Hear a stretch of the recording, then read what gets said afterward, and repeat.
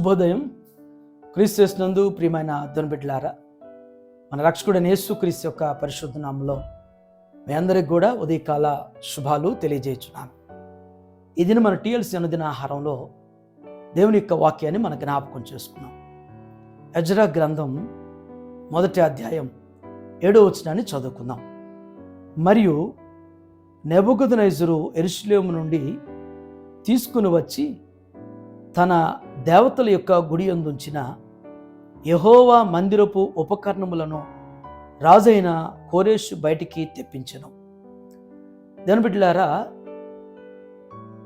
ఈ భాగంను మీరు గమనించినట్లయితే దేవుడు ఈ ఉదయకాల సమయంలో 2 శ్రేష్టమైనటువంటి తలంపుల ద్వారా దేవుడు మనతో మాట్లాడుతున్నాడు.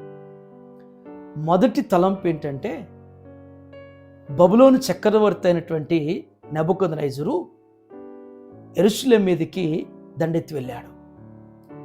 యెరూషలేమును ధ్వంసం చేశాడు. యెరూషలేములో ఉన్నటువంటి జ్ఞానం కలిగినటువంటి బలం కలిగినటువంటి వారందరిని కూడా చెరకొన్నాడు.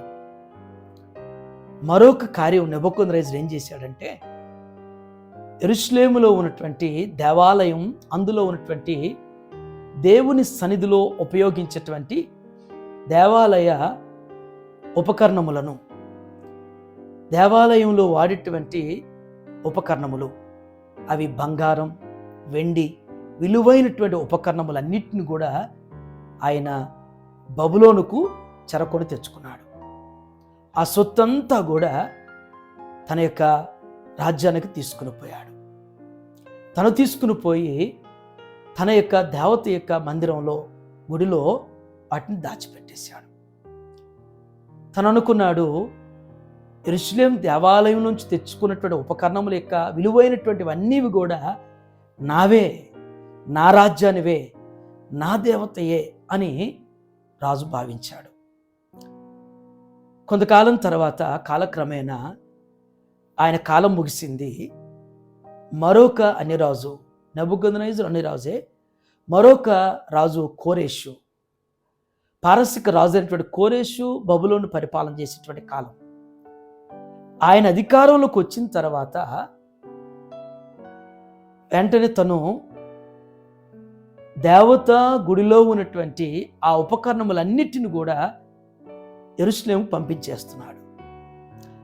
నెబుకద్నెజరు తీసుకెళ్లి దాచిపెడితే ఈ రాజు వచ్చిన తర్వాత ఆ ఉపకరణములన్నీ కూడా ఎక్కడవో, ఎవరికి చెందినవో వారి దగ్గరికి మరలా తీసుకెళ్ళండి అని చెప్పేసి వాటిని పంపిస్తున్నాడు. దేవుని బిడ్డలారా, ఇక్కడ మనం గ్రహించాల్సిన సత్యం ఏంటంటే, దేవుడు ఏదైనా చేయగలిగినటువంటి సమర్థుడు. ఉన్నవి లేనట్లుగా, లేనివి ఉన్నట్లుగా మన జీవితంలో దేవుడు చేస్తాడు. నెబుకద్నెజరు చేత దోచుకునేటట్టు చేశాడు. కోరెషు చేత మరలా తిరిగి పంపించే విధంగా దేవుడు చేస్తున్నాడు. మన జీవితంలో కూడా కొన్నిసార్లు మన కష్టార్జితం ఎవరైనా తీసుకుపోతుంటే, అన్యాక్రాంతం అయిపోయింది, నా స్వాస్థ్యం, నా కుటుంబానికి, నా బిడ్డలకు చెందినటువంటిది, నాది అన్యాయంగా వారు దోచుకున్నారు, వారు దొంగిలించేశారు, వారు తీసేసుకున్నారు అని చెప్పేసి అనుకుంటూ ఉంటాం. నీది అయింది ఏదో ఒక దినాన ఖచ్చితంగా దేవుడు నీ యొద్దకు చేరుస్తాడు, నీ బిడ్డలకి దక్కింపజేస్తాడు.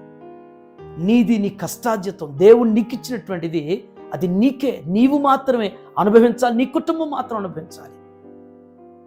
అది దేవుడు ఖచ్చితంగా చేసేటువంటి వాడు. మన దేవుడు న్యాయకర్త, న్యాయాధిపతి. అన్యాయాన్ని కొట్టివేసి నీతి న్యాయాన్ని స్థిరపరిచేటువంటి వారు. ఈనాడు జరుగుతున్నటువంటి పరిస్థితులన్నీ కూడా దేవుడు చూస్తూ ఉన్నాడు.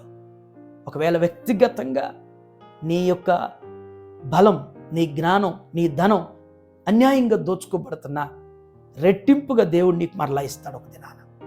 నీ కుటుంబం విషయంలో, నీ బిడ్డల విషయంలో నీకు జరిగినటువంటి అన్యాయానికి ఖచ్చితంగా న్యాయమైనటువంటిది దేవుడు జరిగిస్తాడు. ఎక్కడికి పోదు. కొంచెం ఆలస్యమైనా, కొంత వ్యవధి పట్టినా ఖచ్చితంగా మనుషులు మారతారేమో కానీ, అధికారులు మారిపోతారేమో కానీ దేవుడు మారేవారు కాదు. ఖచ్చితంగా దేవుడు అట్రీతిగా మన జీవితాలు ఆయన కార్యాలు జరిగిస్తాడు. ఉదయం ఈ మాటలు మనందరి జీవితంలో దేవుడు స్థిరపరచునుగాక. ఆమె ప్రార్థన చేసుకుందాం. సకల ఆశీర్వాదములకు కారణభూతులైన మా తండ్రి, మీకు వందనాలు ప్రభువా. ఏ ఉదయం నాయనా ఒక శ్రేష్టమైనటువంటి ఆత్మీయ తలంపు ద్వారా నాయన మాతో మీరు మాట్లాడేందుకు వందనాలు. రాజైన నెబుకద్నెజరు చేసిన పని, మరలా నాయన రాజైనటువంటి కోరెష్ చేసినటువంటి కార్యం జ్ఞాపకం చేసిన విధానం బట్టి మీకు వందనాలు. దేవా, ఇరువురు రాజులు చేసిన పనిలో అయ్యా మీ కార్యాన్ని మేము గ్రహించడానికి, మీ శక్తిని మేము గుర్తించటకు నా తండ్రి దేవా మీ లేఖనంలో జ్ఞాపకం చేశారు. బలవంతులను సింహాసనం నుంచి పడద్రోసి బలహీనులు కూర్చోబెట్టేటువంటి దేవుడు. దేవా, మీరు సర్వం ఎరిగినటువంటి సర్వాధికారివి, సార్వభౌముడివి. మీకు అసాధ్యమైనటువంటిది ఏదీ లేదు. ఉదయం నాయన న్యాయబద్ధంగా నా తండ్రి మీ బిడ్డల యొక్క కష్టార్జితం నా తండ్రి దేవా దోచుకోబడిందేమో, మోసం చేయబడ్డారేమో, అన్యాయం చేయబడిందేమో దేవా, వారి ఖచ్చితంగా మీ నామములో వారికి న్యాయం చేయబోతున్నందుకు వందనాలు. మీ నామములో వారికి వ్యాజ్యం జరిగించబోతున్నందుకు వందనాలు. మీ నామములో వారికి న్యాయపరకంగా మీ కార్యాలు చేయబోతున్నందుకు వందనాలు చెల్లిస్తూ, అన్యాయంగా, దుర్మార్గంగా, దుర్లభంగా నా తండ్రి అలాంటి స్థితి, అలాంటి మనస్తత్వం కలిగినటువంటి దేవ మనుషులను, అధికారులు మీరు మార్చిన మీ కార్యం జరిగించి మీ కృప చూపించమని ఉదయం టీఎల్సీ దినాహారం చూస్తున్న ప్రతి బిడ్డను, ప్రతి కుటుంబాన్ని జ్ఞాపకం చేసుకుని తగుపరంగా న్యాయంగా జరుగులాగున మీ కార్యాలు జరిగించమని యేసు నామములో ఈ ప్రార్థన మీకు సమర్పించున్నాను తండ్రి. ఆమేన్. దేవుడు మీ అందరికీ తోడైనను గాక.